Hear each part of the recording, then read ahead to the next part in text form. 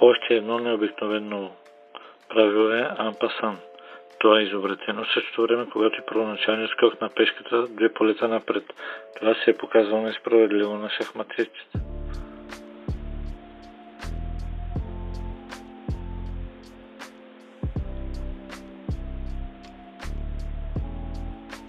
Да се опитаме да разберем как се осъществява такова взимане.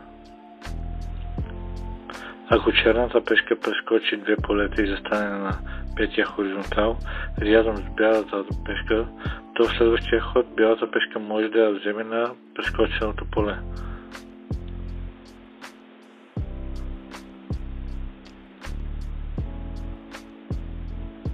В този случай, ако черната пешка направи ход на G5, то бялата пешка на H5 може да вземе в ответния ход на G6 според правилото на ампасан.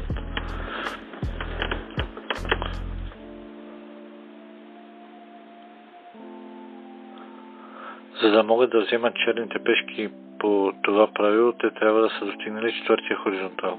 Белите трябва да са достигнали петия хоризонтал. Често възниква спорове по време на игра, но играйки шахмат трябва да има предвид правилото на ампасан.